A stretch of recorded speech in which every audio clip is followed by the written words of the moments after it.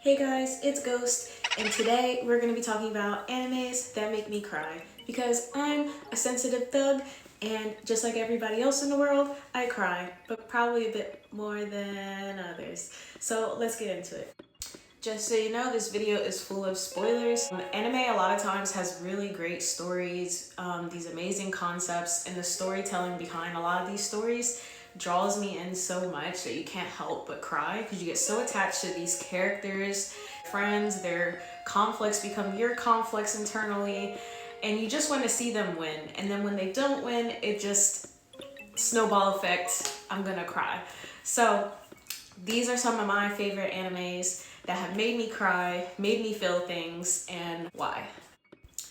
Okay, so keep in mind, none of these are in order. Y'all know I don't care to put stuff in order.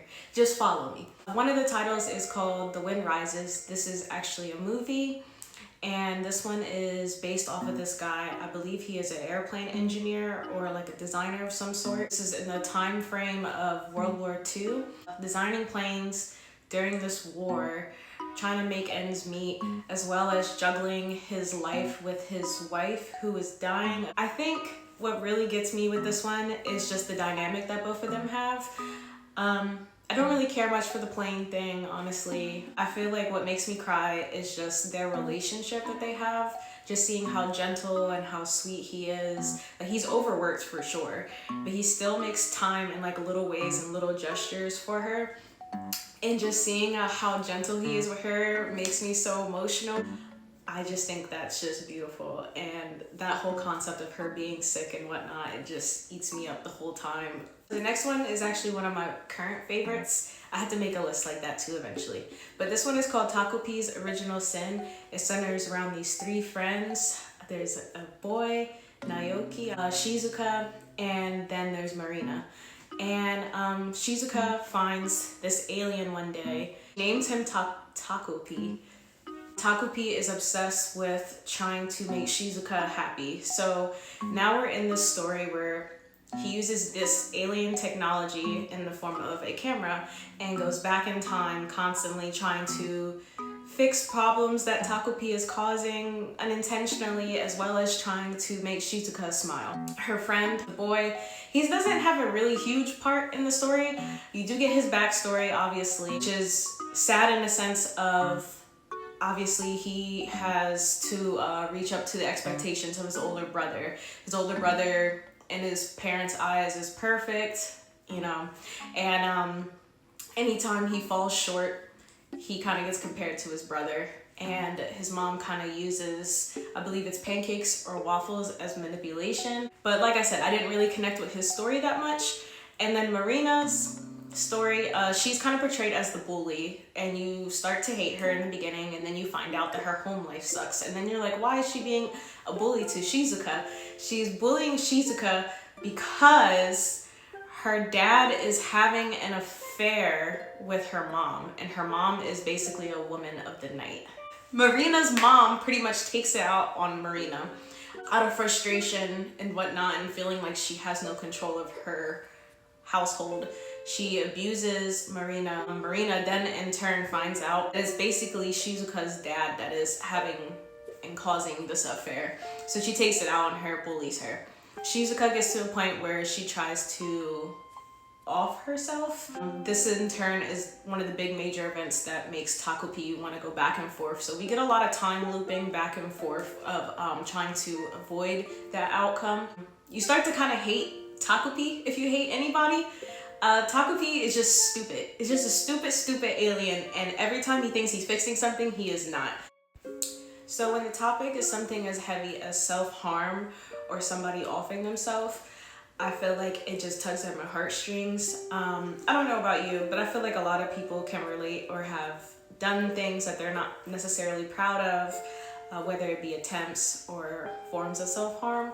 So I feel like stuff like that has always been really touchy for me. I guess just seeing a little girl who has such a shitty life being portrayed to you also is sad, tugs on heartstrings. It's a little too close to home sometimes when you're watching this, at least for me, and that's why it would make me cry. I guess just relating to both of the girls' stories in a sense, like their backgrounds, their home lives just kind of suck. And you start to feel bad for both of them. But yeah, Takopis fucks everything up. Just know that. But it is really good. It is very heart-wrenching. Some scenes are hard to sit through because I feel like they do such a good job of portraying the emotions and the realness and rawness of some of these events that do happen in this anime. So the next one I'm talking about is Josee and the Tigerfish. It's a love story between this guy who finds this girl. Her name is Josee. She secludes herself to her house. She barely leaves her house because of her inability to walk. Basically, they fall in love, and he does his best to help her appreciate life more, to dive back into her art again. And a lot of times when you're looking up this movie, a lot of people hate it. And I can kind of get why. I don't hate it per se. I feel like it was very well put together in a sense of the characters' emotions. Josee cannot use her legs. She's wheelchair bound. She is angry and frustrated with her life. She's a bit bitter, of course. So she comes off like really bitchy. A lot of times you might not like how she responds to him, and you'll think, hey, she's pretty freaking ungrateful because he doesn't even have to talk to her or help her or do any of this nice stuff for her, but he's doing it because he's falling in love with her.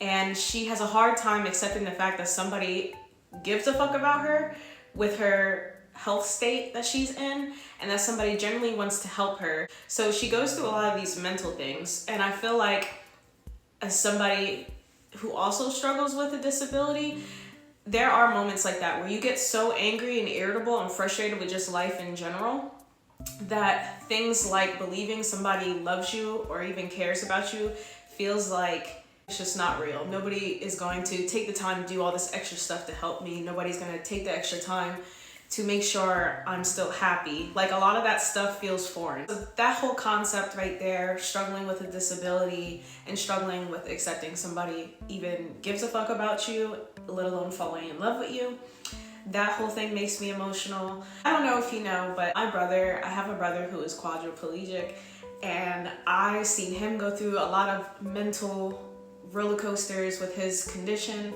with him having to accept his situation that he's in, as well as just the mental gymnastics that go with just being disabled, not being able to use your limbs after going your whole life, being able to do simple things like walking and talking and picking things up with your hands. All of that is a blessing, and then for it to be taken away from you is just its own mental toll. You know what I'm trying to say? But but yeah, that's what makes me cry. I just feel like the realness behind just the struggles, the mental struggles of being disabled, not being able to do things on your own, it's just so well portrayed in this anime, and that's what makes me cry. Instead of complaining about Josee's emotionals and her responses, I feel like I understand those responses. There are days where I cannot walk or use my own hands due to my lupus, and I know there are times where I feel horrible because I catch myself getting irritable and maybe taking it out on somebody when I shouldn't. But it's not about them. It's not about that. It's about the fact that maybe we can't make it to the bathroom.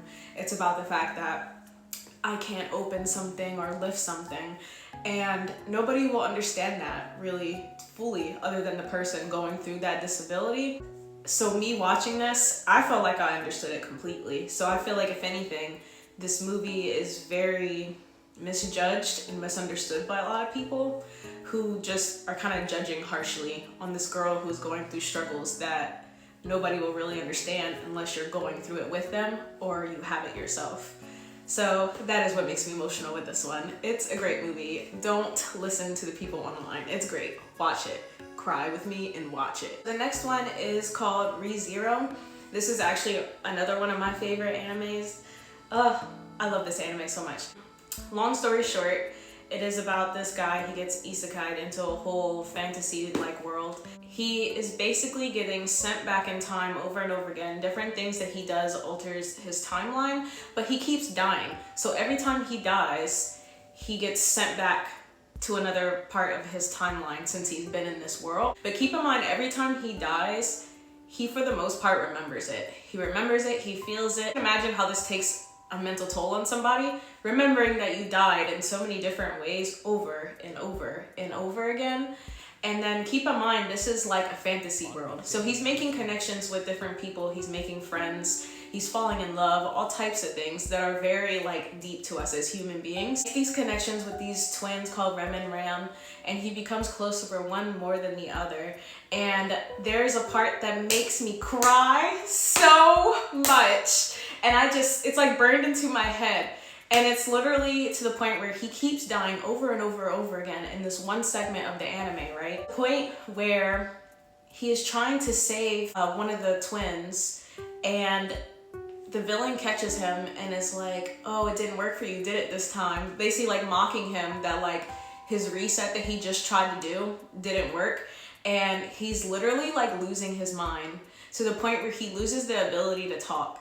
And his mental is so messed up that it is just coming out as gibberish. So he's losing his mind, and he's just in all this like heartache because he's trying to save this girl that he cares so much about and that he's built this bond with. And then he has this dickhead of a villain who's just mocking him while he's chained up, like, haha, your plan didn't work, huh? And he's just like, I could not. It is just insane. How comical. But that whole story, that whole bit in that anime is insane. And the voice acting, chef's kiss. Top tier voice acting for that whole segment. The screaming and all that, you could like feel that in your soul. I don't know, like I said, I know I am very sensitive. So maybe that's why it makes me cry. But hearing him scream like that is just insane. All this is going on. Of course, he's going to be losing his mind. He's seeing people die. He's seeing himself die over and over again. He's feeling and going through all that, right?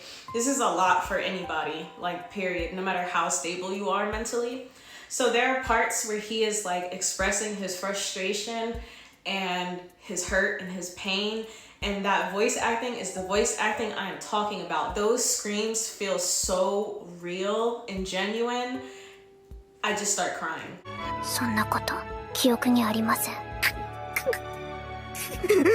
なんで覚えてねえんだよ。何が言ってねえんだよ。お前らどうしてそんなに俺を憎むんだよ。俺はお前らのこと。It's like I'm there and I can feel his pain, and that's what makes me cry with this one. Alright, so the next one is Full Metal Alchemist, and I feel like that is a classic that most of us know. Basically, it follows these two brothers, Edward, Elric, and Alphonse, and the story in the very, very beginning. There's a lot of parts in this anime itself. So obviously the whole story of how their mom died and them as little kids, the whole scene of these little babies performing alchemy to try and bring their mom back to life was so insane to me and like hurts my heart. Cause I don't know, maybe I just think too deep into these scenes and that's what makes me cry. But just imagine two little kids, cause they look like they're maybe like 6, 7. Obviously it fails, it's called a transmutation spell. Fail when doing this and everything goes wrong.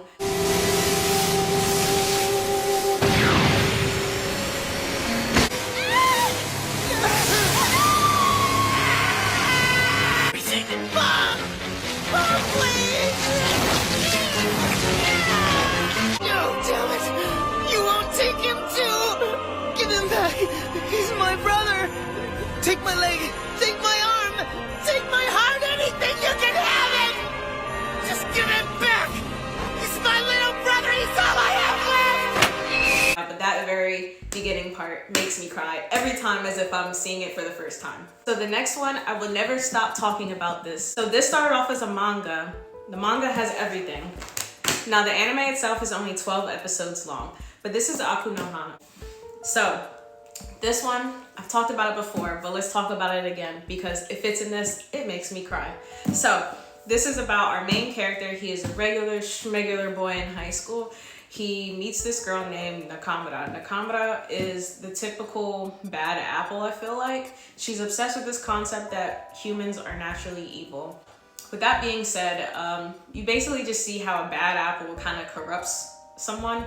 He goes from being this normal high school boy to kind of just being a piece of shit. So he ends up losing all his friends. There's a point, obviously, once this narcissist Nakambra starts cutting him off and has no use for him anymore, he kind of mentally snaps. And there's this scene with gasoline that he pours on himself at this festival. It is just, this whole manga and anime, like I said, read the manga, in my opinion, is way better. It makes me emotional because you just see these good characters turning bad, like really bad. And it's so sad because it's just a normal high school boy and then he turns into this mental mess and then everybody hates him, and that makes me emotional, I guess. And he ruins his whole life because of this girl that he thinks he's in love with. And I feel like a lot of us can relate to that, where you think you're in love with somebody and they're just not good for you. All right, so the next one is called Look Back. It is also made by the same artist and author of Chainsaw Man. This is about two different artists. This girl in the beginning, she is pretty much known in her class as being the best manga artist. She draws these little comic strips for like the school newspaper. Then a new transfer student comes in and she happens to be just an amazing artist. But her art style is more centered around realism. But because they're kids and they're in school, everybody's praising this new artist. So she starts going through this internal conflict of, should I even be doing art? And I get emotional with this, obviously, because I'm an artist and I feel like all artists go through this. Call it what you want, imposter syndrome, whatever. Our art is so close and near and dear to us. So I feel like every one of us who does art had a moment kind of like this that they can relate to, where you can't help but compare yourself to other artists sometimes. That can take its own mental toll on us. So that whole turmoil that she goes through makes me emotional when I'm watching this movie. Over time, you start to see them become friends and things like that. There's a crazy ending that I won't ruin. And I just very much relate to the other artist, who is very much a shut-in, has her social problems and whatnot. And as much as everybody praises her for her art, she thinks her art is like garbage. So that whole thing on its own, all of that, I guess the artistic mental struggles is what makes me emotional with this one. And I just relate to the transfer student a bit too much. All right, so the next one is called I Want to Eat Your Pancreas. This is also an anime movie, and I love this one. It makes me cry because basically the premise of the story is our main character meets this girl who has issues with her pancreas. She goes out her way to get him to come out of his shell because he's very shy, kind of to himself, and kind of like a downer is the best way to put his personality. So she tries to get him out, get him to do things. They become really good friends. And this whole time they're out doing these things, she's doing all this stuff to help him. He will bring up like the fact that she obviously is sick, and there's a situation where she ends up in the hospital for a while and whatnot. Honestly, what makes me emotional is the fact that she has all these health problems, and then the ending. And I'm just gonna ruin the ending. If you don't want spoilers, you have to skip it like right now. And you're under this influence that she might die in the hospital. But, you know, then they're saying, oh, she's getting released this day. So you go through this mental roller coaster of, oh, thank God, she's okay, she's coming home, right? Wrong. So what happens is he goes to the cafe that they always meet up at to meet up with her, right? Because she got out of the hospital, right? Wrong. So she never shows up. He goes home, and then he sees on the news that she basically got murdered. So she didn't even die because of her dying pancreas. She died because somebody murdered her. And that's what made me cry. So the next one is A Silent Voice. This is also an anime movie, and this is just a beautiful work of art all around. Anyway, what makes me cry about this is everything in it. The whole premise is about this boy named Shoya. He bullied this girl named Shoko when they were younger. Shoko is a deaf girl. He's done some fucked up things to her while they were in school together when they were younger. As he gets older, he starts struggling with his mental health and I guess the guilt behind it as well. He tries to plan to off himself. His mom finds out, and that whole scene itself makes me really emotional. But tell me, Shoya, why would you want to kill yourself? I knew something was going on with you! Do not even try to deny it! Your room is clean for a change. You canceled your phone service and everything after April's been torn off from your calendar! I can't believe it. It's so morbid. Like her reaction to it and everything was very real to me. It starts off fast with that being the very beginning of the movie itself. You see him selling his things, you see him paying back his mom, I guess whatever debt he may have owed her. Just all of that makes me want to cry. All of it. The mental turmoil these two characters go, like with their own internal struggles, as well as the fact that they're trying to mend this friendship as they're older, and the struggles they go through with that because they're both just feeling guilty. It's heavy. It's a good one though, I swear to God it's good. So I know I told you these are not in any particular order, but this one kind of is, so I saved my favorite, in my opinion, the best one to cry and watch randomly. I have rewatched I don't know how many times, is Wolves Rain. Now, Wolves Rain makes me emotional for many reasons. The story itself is just so beautiful. They're trying to find paradise. This whole concept is just amazing to me. It's about wolves. Shape-shifting wolves who shape-shift into humans to get by. This timeline is supposed to be super in the future and wolves are extinct, but realistically they're living among us as these magical beings, basically looking for paradise. And some of them are living among us in forms pretending to be dogs, things like that. And this is just one of my favorite animes of all time, I'm not even gonna lie. What makes me emotional, trying to get back on topic, is I love animals, so there are some scenes where these animals are going through things, getting hurt, dying, and the little yelps and everything just get me really emotional, make me cry. The emotions portrayed artistically in the faces and stuff make me cry. And then the big thing that makes me really emotional with this is the actual characters' backstories. I cannot tell you how many of these backstories just make me freaking cry. And they're portrayed so beautifully. The storytelling is just amazing, and that's what makes me cry. I love Wolves Rain. If you haven't watched it or read it, I suggest watching it. The soundtrack is amazing as well. And the soundtrack definitely makes the scene, because you'll be like seeing this thing that's going on, right? And then you'll just hear Gravity start playing.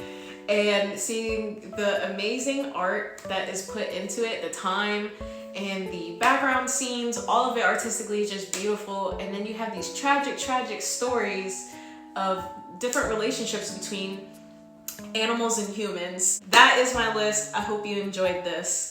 Let me know if you watched any of these, if there's anything that you feel like should have been on the list. Let me know in the comments below. If you made it through the whole video, thank you so much. I can tell. I appreciate you guys hanging out with me again.